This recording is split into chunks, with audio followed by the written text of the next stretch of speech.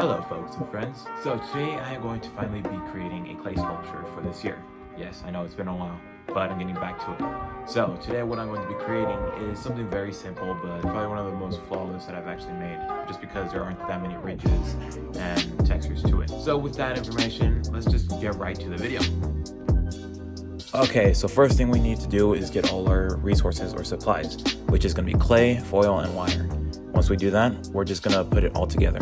I'm going to make a foil ball and then connect that with a bunch of little wires for the legs and the tail and the body.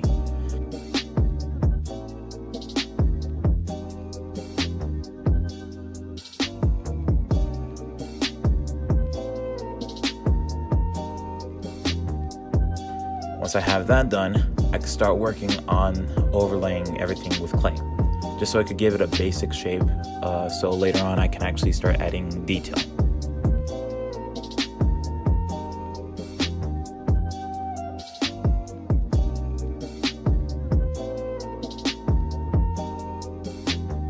All I'm doing is placing a bunch of little clay pieces together and then adding it onto the clay sculpture itself.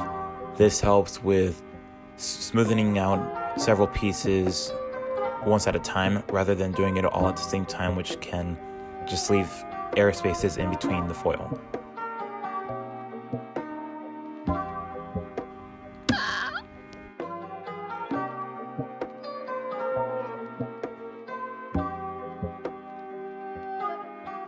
Alright, now that we got one of the dinosaurs done, we can start working on the other one.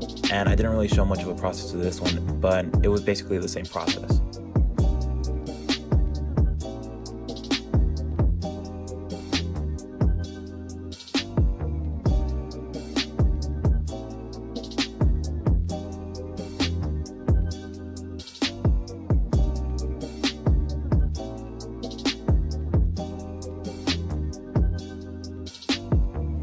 As I was working on this clay sculpture, I noticed that I was starting to lose clay, so I had to get some more.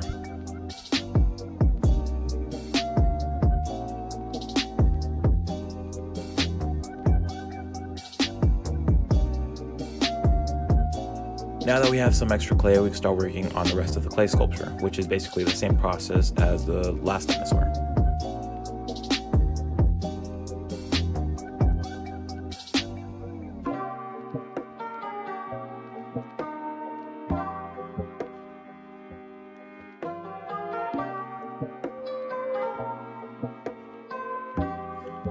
Now that we've finished both dinosaurs, it's time to work on the thing that's going to be in the middle, which is going to be a heart. Now this part of the process of clay sculpting was pretty easy because all I needed to do was create a simple heart.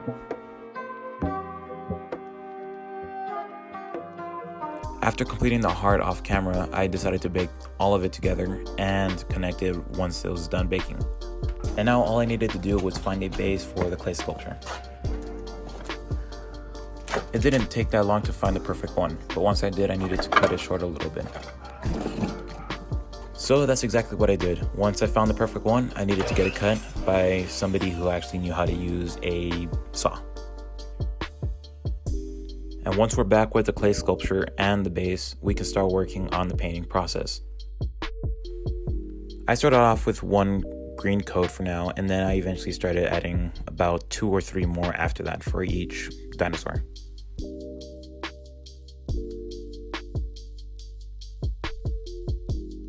And to add a little bit more of a personality to the second one, I decided to give it a darker shade of green.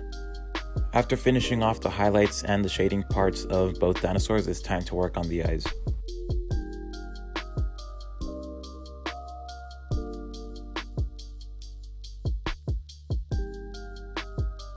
Okay, and time for one of the final steps, which is connecting everything together. Now this was a painful process because I completely forgot that metal conducts heat, so I sort of had a little bit of trouble working on this.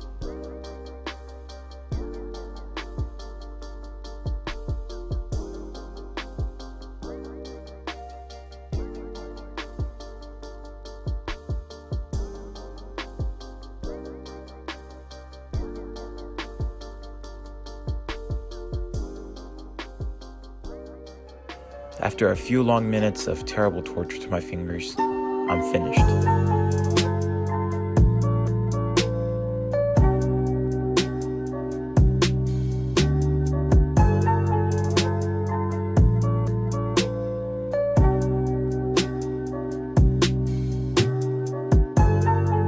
Alright guys, now as you see, I finally finished, and I don't have it with me because of the fact that I already sold it. But either way, I would just like to point out some of the key details that I enjoyed from that clay sculpture. One of them being that there weren't really any ridges or textures that shouldn't have been there, which I'm pretty surprised because usually my clay sculptures aren't that quote-unquote perfect. And second thing is the clay sculpture itself, the building process. It didn't take as long as I expected it to be, but mainly because, once again, it's a small clay sculpture and it didn't really have that many details.